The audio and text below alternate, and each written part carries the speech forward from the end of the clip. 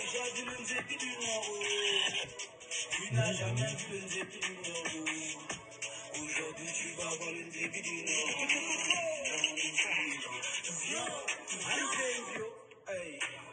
Ayez pitié de moi, pauvre pécheur. Tous tes enfants qui sont mal éduqués, là, vont prendre.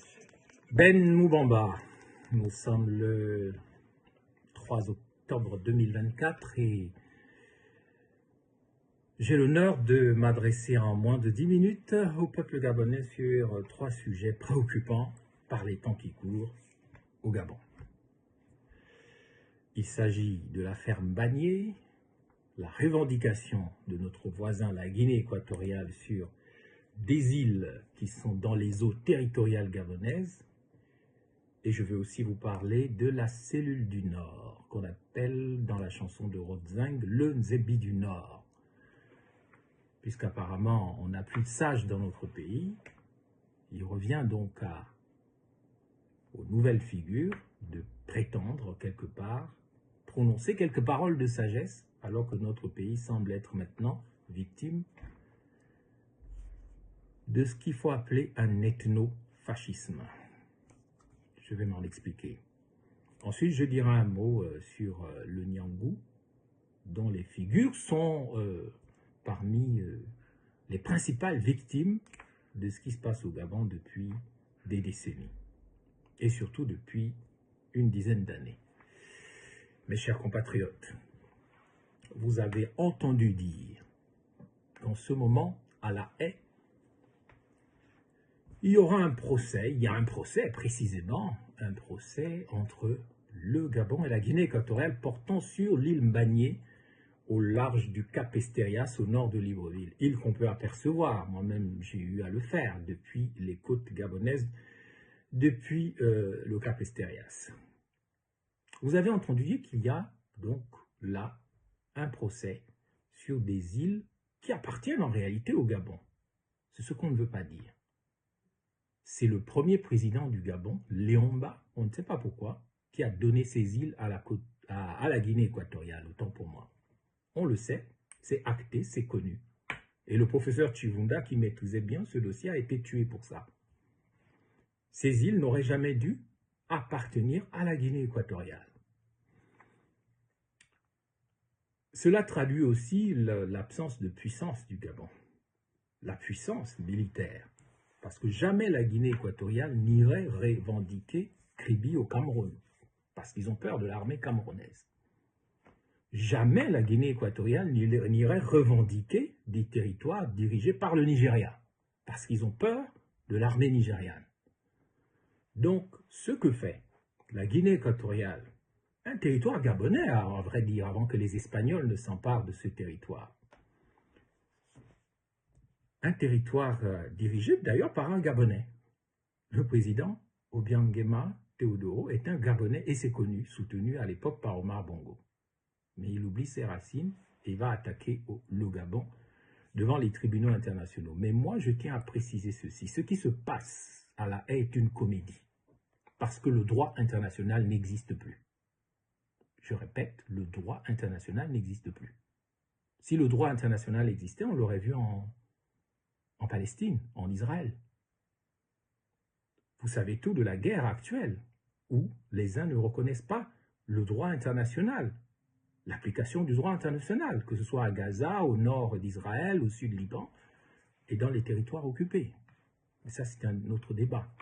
Le droit international, est-ce qu'il existe en Ukraine? Moi-même, j'étais en 2019 en Crimée après que la Russie ait envahi un territoire qui revendiquait historiquement la Crimée.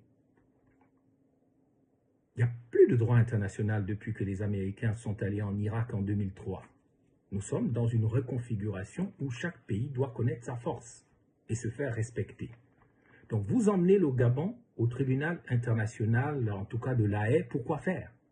Cela traduit votre faiblesse, vous qui avez échoué à faire du Gabon un État puissant, vous qui avez fait du Gabon un pays qui a déjà perdu des pans entiers de territoire vis-à-vis de ses voisins, que ce soit le Congo-Brazzaville ou le Cameroun.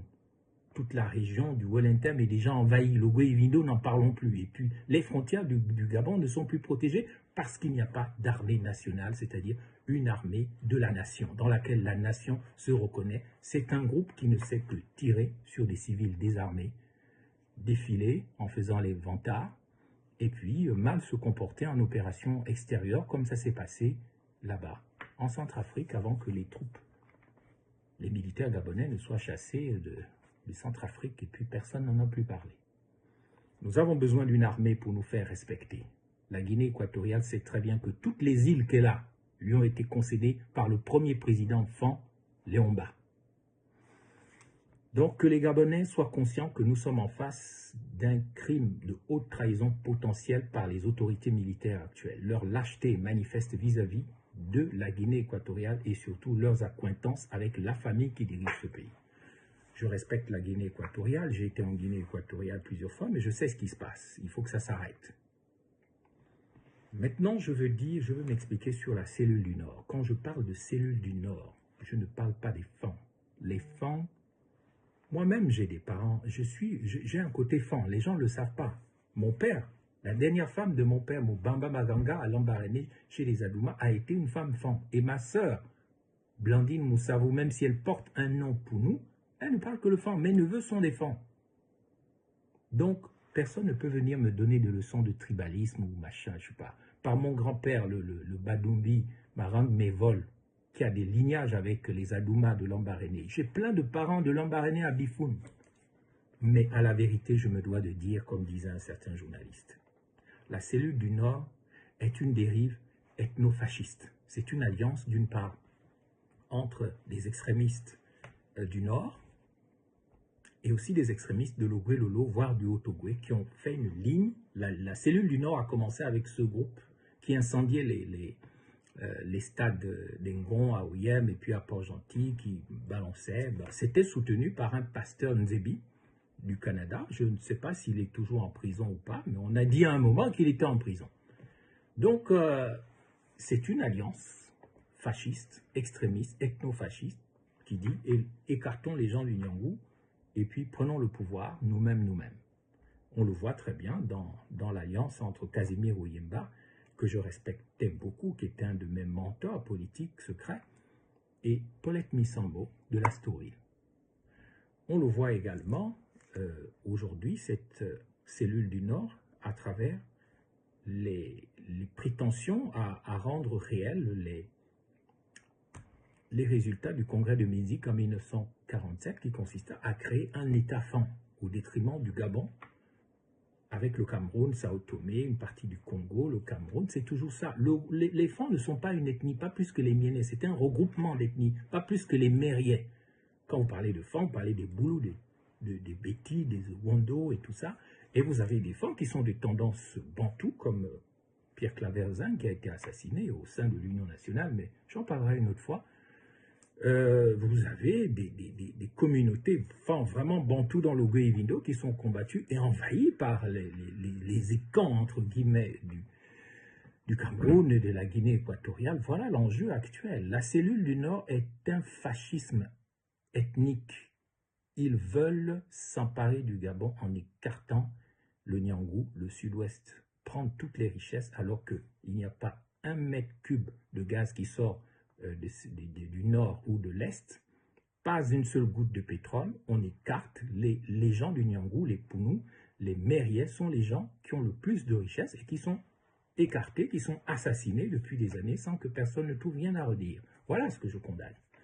Et pour finir, puisque je n'ai pas beaucoup de temps, je signale que ceux qui meurent depuis des années comprennent Mambundu, l'adjudant, le commandant Emma Mbina, le député Kumba, le matricule 001. Curieusement, ce sont les gens du Nyangou qu'on cherche à tuer depuis des années au Gabon et ça doit s'arrêter. Je le dis pour que les uns prennent conscience qu'on est en train de vouloir détruire le Gabon, qui historiquement est le Haut-Congo, le Congo-Brazzaville étant le Moyen-Congo et la RDC étant le Bas-Congo. Voilà l'histoire. Ce pays qu'est le Gabon, il est central, il est capital. C'est l'Éden originel. Ce que font les gens mal intentionnés est très dangereux et je mets en garde Oligui Nguema par rapport au jeu qu'il est en train de jouer en ce moment avec ses parents de la Guinée équatoriale et du Cameroun. Que Dieu bénisse le Gabon, que Dieu protège le Gabon.